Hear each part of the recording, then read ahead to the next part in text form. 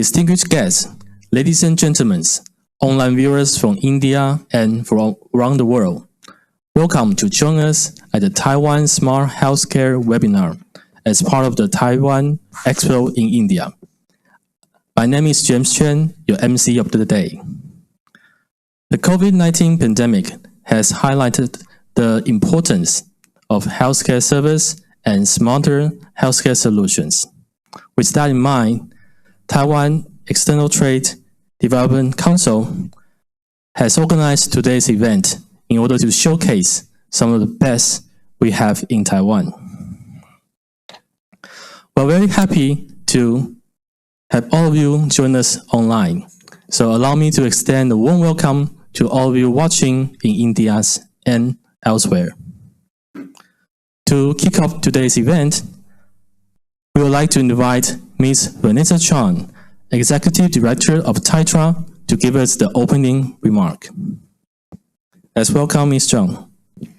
Ladies and gentlemen, good afternoon. On behalf of Taiwan External Trade Development Council, I would like to welcome all of you for participating in today's webinar. As you may know that healthcare has been one of the most important issues recently, especially in the ongoing battle against COVID-19. And I hope today's event will be beneficial for all of us. Because of Taiwan's deadly experiences of SARS in 2003, the Taiwan government reacted extremely quickly to the current coronavirus pandemic by immediately initiating border controls, putting together a national fast mask production team, and implementing technology-based epidemic prevention methods. TAITRA also helped to assemble a COVID-19 task force consisting of hospitals, medical equipment, medical supply, and smart healthcare companies. Today, we invite 4 healthcare providers from medical services to smart healthcare experts. I hope during their briefing, entrepreneurs from both Taiwan and India can develop cooperation with each other. Furthermore, this June, TAITRA launched an online Taiwan anti-COVID-19 Pavillion, which shares Taiwan's experiences and matches supply and demand needs for medical technology and medical devices. The Pavillion also enables international visitors to seek the best solutions for themselves. TAITRA has been established for 50 years and has 63 overseas offices around the world. We are committed to actively meeting the demands of international visitors and dealing with the challenges of this pandemic together with the world. Before I finish, I would like to thank you all for your participation today. I sincerely hope this event will be of benefit to everyone. Thank you. Thank you, Ms. Cheng. And now, let's move on to our first presenter of the day. Ms. Eva Chen from National Cheng University Hospital will give us a brief introduction of their service. Now, please welcome Ms. Chen. Hello everyone, I'm Eva Chen from National Cheng University Hospital, and it's my pleasure being here giving the brief of my hospital. National Cheng University Hospital is situated in Tainan City, and we have a branch hospital in central Taiwan around 100 kilometers away. Since our hospital is a university hospital, the history can trace back to 1931 when the school was first established as an engineering college. In 1956, the school system has transformed into a university and had the name Cheng Kung. Our hospital was officially opened to the public in 1988. After 5 years, we had the College of Medicine. There are over 5,000 staff in our hospital, and over 60% are doctors and nurses. We have 1,354 beds, and around 70% are acute beds. Here you can see the map of our medical center. We have 2 main buildings connected with a sky bridge, and next to the inpatient building is the College of Medicine. With the core values of life, love, excellence, and creativity, National Cheng University Hospital not only provides educational and research services to the medical personnel, but also provides comprehensive and heartwarming medical services to the public. We provide not only the high quality of emergency, inpatient, outpatient, and health examination services, but also the care for emergent, critical, complicated, and rare diseases. Now, I'm talking about the highlights of our hospital. We not only have edge-cutting medical devices such as the Da Vinci surgical system, hybrid OR, PET-CT, CT scans, etc. There are multidisciplinary teams to provide comprehensive care such as transplantation team, ART, stroke center, diabetes prevention center, Alzheimer's disease prevention center, etc. And we also devoted ourselves into the trend fields such as precision medicine, maternal fetal medicine, nanomedicine, and AI. What I want to mention is the transplantation. In our hospital, we have our own organ bank, and we can do the ABO incompatible transplantation and split liver transplantation. And we have the best survival rate on heart transplantation in Taiwan. On percutaneous intervention, we made a world record on extreme low birth weight baby, which is only 478 grams in 2017 without any brain insults. As we know, Taiwan has officially been an aged society in 2018, but early in 1999, we had the first age-friendly ward in Taiwan, and now we are building also the first geriatric hospital in Taiwan, and it will be done in 2022. As a medical center, National Cheng University Hospital upholds social responsibilities. We conducted international collaboration program early from 2008, and now we have a link with India, Kenya, Vietnam, Indonesia, and some other SEA nations by co-hosting international conference, joint research, and personnel exchange. Moreover, National Cheng University has 3 overseas research centers in Vietnam, Malaysia, and Thailand to be in charge of industry and academia collaborations. Taiwan government has been promoting new southbound policy since 2016, which calls for developing comprehensive, mutually beneficial relations in some areas, such as economic collaboration, people-to-people exchanges, resource sharing, and regional links. And India is especially marked as a key country. This year is the 3rd year National Cheng University Hospital entrusted by Taiwan government to run the medical and health program. And we have already built links with official bodies like ICMR and AIMS, provide units like Apollo Hospitals, and some NGOs like Voice of Healthcare. Due to the epidemic, people's travel is stopped this year. As a result, we hold webinars to share Taiwan's experiences on COVID-19 containment, and there are over 20,000 medical personnel joined. We believe what we have done is helpful in strengthening the partnership and benefits two sides. Thank you very much. Thank you for the brief introduction, Ms. Chen. Next, we'll welcome Dr. Kai-Ping Wang from the Landseed International Hospital to demonstrate the Landseed International Hospital customized exercise program from national level medical team. Let's welcome Dr. Wang. Hello everyone, I'm Dr. Kai-Ping Wang from Sport Medicine Center of Landseed International Hospital.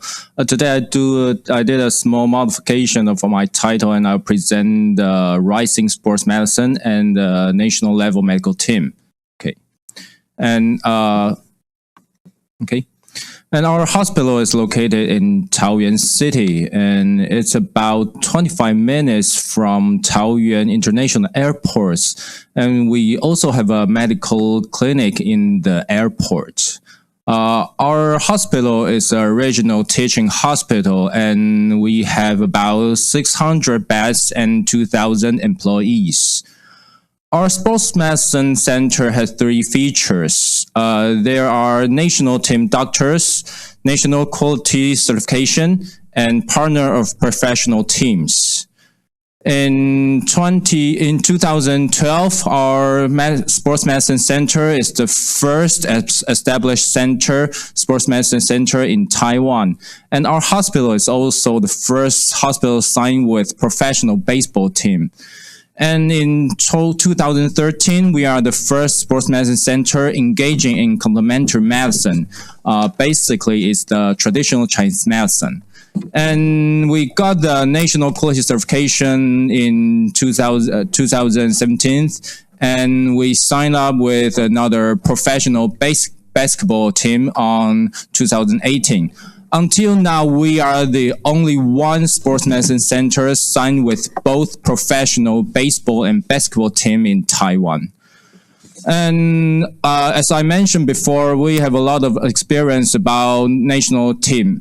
For example, we assigned 3 doctors in Asia Games on 2014, and we assigned a doctor as the directing doctors of traditional Chinese medicine in Taipei University on 2017, and 2 doctors joined the Youth Olympic Game on 2018.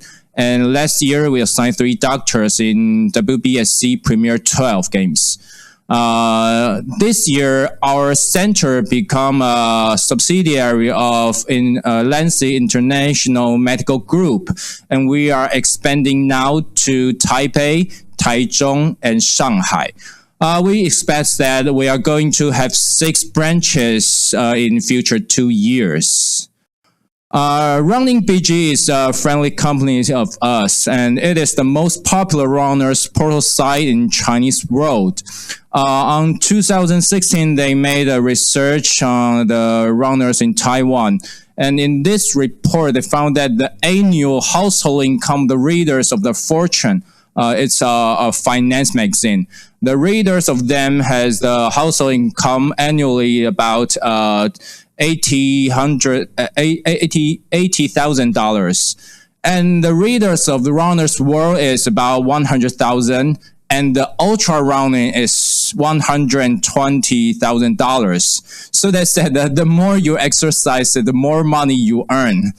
That's just a joke, but you can see that basically the people who is willing to engage in the sports or exercise, this group is basically at least the middle class of the society. And then they found that the biggest road running population in Taiwan is about 25 to 45 years old. They found that the people who is above 45 years old is growing up. So somebody said that this population is aging and their exercising group is maybe decreasing. But I'm not really agree about that. I think they're not decreasing; they are just shifting. Yeah, because you can see that the people is not only engaging only one exercise. For example, 40% of the runners will do the bicycle riding at the same time, and 35% of them will engage in the strength training, and 30% of them also do hiking. So you can see that as the follow with the trend of bicycle riding and road running in Taiwan, the population of the strength training is growing up. And we think that after every fraction of the sports or exercising, the population of the exercising in Taiwan is continually growing.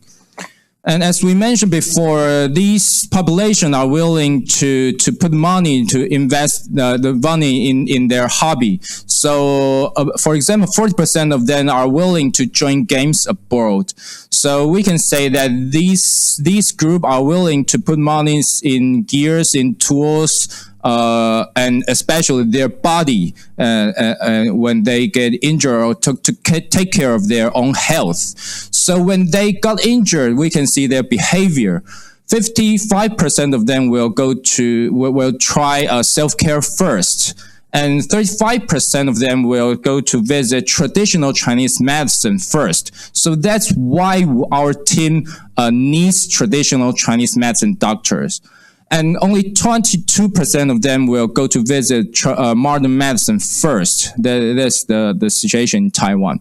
And follow with the report on 2016, we made another research with running BG on 2018. We found that in Taipei City and New Taipei City, the population of runners is about 500,000, and about 70% of them get injured. About 60% of them will go to seek medical service, and their annual medical expense is about $5,000. So the estimated amount of that is 1 billion NT dollars, and it's about 35.5 million US dollars. That's just the number in Taipei and New Taipei City. So it's a big market. And not only that, our hospital is probably the most famous brand in this field. So you can see that our name is repeatedly showed in this chart. So we think our brand is maybe the most two famous brand in this field. But there's not only the good news, still some bad news. If we ask people, do you know sports medicine specialists? Only 80% knows that, and only 20% has visited the sports medicine specialist. And in these people, about 60% feels there's no difference between the sports medicine specialists with others. For example, orthopedics or the rehab doctors. So that's a problem, and we are trying to fix it. And what are we going to do now is to upgrade the traditional program. You can see that the traditional program is that when you are healthy, you maybe do some exercise to promote your health. And when you get injured, you're going to visit a doctor to do the injury control, and you may do some rehab. And when you get better, you will do some performance training. And now we are trying to do some customized exercise program, and then put the idea of risk management into the program, and especially some sports specific feature. And what we are going to now do is that we are going to enroll in case manager. So if you get injured, a case manager will come into that and will follow up the whole process from injury to surgery and the rehab and the return to play program.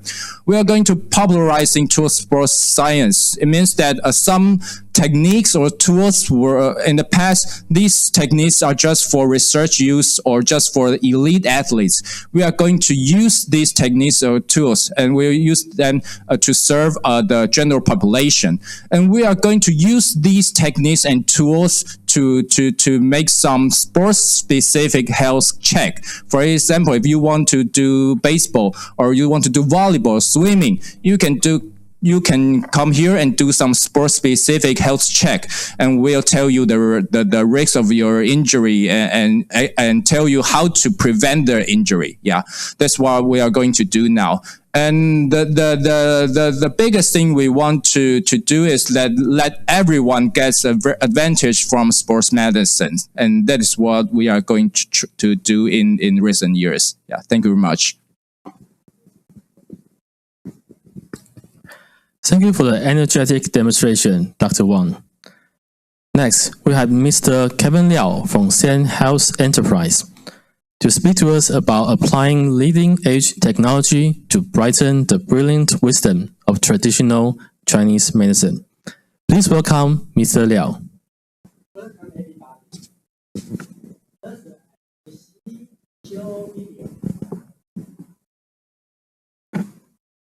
I can finally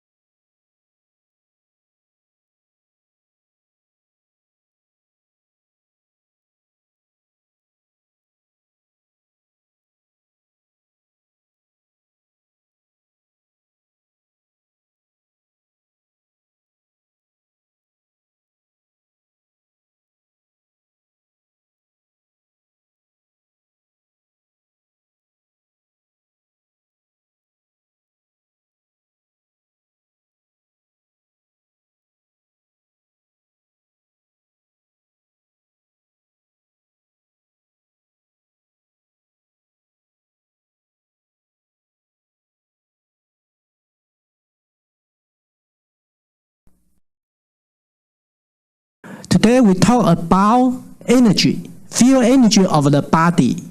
In Chinese word, we said it qi. Okay, also called it prana in Indian. Qi energy is an energy field of the body. So, the first of all, we need a device to provide a full perspective insight into the human body. Therefore, we use electromagnetic induction technology to measure qi energy behavior by measuring 24 acupuncture points of the body. Then we draw the bar chart to state the status of the body. So we are proud to say that our device is very outstanding performance, especially free of bias in recurrence. Now we see the bar chart on the bottom. You can see the red histograms. It detects the abnormal qi energy behavior. For example, after drinking coffee, then we can measure the exciting qi energy in the heart meridian and declining qi energy in the kidney meridian. It means that the power of exciting heart is robbed from the kidney. So your drinking coffee can make your heart exciting. Then finally will make your kidney suffer from fatigue. Another example is that if you have a bad sleep or a big anger, then we can measure qi energy and exciting qi energy both in liver meridian and gallbladder meridian. So we have a good device to provide full perspective insight into the human body, including emotion and physiology. I will show you two examples. The first one is a diabetes case in the left-hand side. See that on the left side of the bottom, we can see red histograms. It means abnormal qi energy behaviors. Then use OMQI products for 1 month. Then we can achieve a better balance. And we can check the blood test in hospital. We can see the hemoglobin, the level of hemoglobin A1C has declined from 8.1 down to 7. On the right-hand side is a case of hyperlipidemia. Also use OMQI solution to adapt qi energy behavior in the body. Then we can check the level of total cholesterol come down from 2036 down to 230 down to 184. And you can see the red histograms to become a better balance. Now, we are good at regulating qi energy to avoid sickness, and our solutions are working on energy level, completely free of chemical materials. Now, our achievements include detox, painkiller, prostate disorders, menstrual disorders, and uterine fibroids, hypertension, hyperlipidemia, diabetes, and underdeveloped serious include insomnia, dementia, obesity, digestive disorders, chronic kidney disease. Okay, we are looking for distributor and partners all overseas. In the future, we'll set up a training center to train health managers in training operations. Okay, this is my presentation. Thank you everybody. Thank you for the insightful presentation, Mr. Liao. Next, we have a presentation from Dr. Xu Weifang, founder of the Biotegy Technology, who will give us a presentation on the design and development for minimal invasive surgery biomaterials. Let's welcome Dr. Fang. I'm Professor Xu Weifang, and today I'd like to introduce our company and our services. We are doing the design and the development for minimally invasive surgery biomaterials. Maybe I will introduce a little bit about myself. I'm a professor at the Chemical Engineering and Biotechnology at the Taipei Tech University, right, which is a very old history university, focusing on the application development and applied research. Okay, and I've been working as a director of incubation centers, and my expertise is biomaterials, medical devices, and tissue engineering. So 5 years ago, I got this idea. We found a lot of professors has good technology, and we do have a lot of small and medium enterprises who are interested in developing more products. But there exists some gap between the academics and the industry. So I'm trying to build up a new business model to accelerate the novel medical device development. Right. So that's a pain point, and that's the problem Biotegy wants to solve. Okay. We do know in Taiwan, we do have a lot of good technologies in terms of materials, in terms of chemicals, in terms of electronics. But for developing medical devices, there are a lot of regulatory issues you also need to take care. So we need an integrator and someone to help the whole process more smoothly, right? So that's a job of Biotegy. So I just summarized a little bit about some achievement we have made in these years. So we are focusing on some innovative biomaterials, and especially for the minimal invasive surgery biomaterials. And one very special example is our Bob sutures. Okay, we got this idea from our market channel friends. Okay, they want to develop these devices because at that time there are no licenses products in Taiwan. So we got this job. We connect the efforts from the university and also from the GMP factory, and then within 2 years we achieved the research development and also the mass production, and we get the medical license in Taiwan. And we are also now apply the US FDA and the Europe approval. So that kind of rapid development is the core ability we can provide. Okay, and here you can see we also have several technology in our portfolio, including the ultrasound therapeutic devices and the breast implant injector and so on. Okay, so here are some licensed products we have. The first one in the left hand is the Bob sutures, which we got the first license in Taiwan. And we are going to develop the second generation of our products.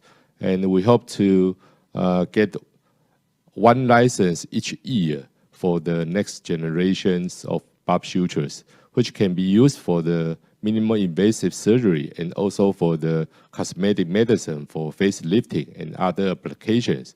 And we also have this novel SurgeJet bone grafts, and we not only the medical device, we also have some cell therapy strategies for cartilage repair, as you can see in the right side.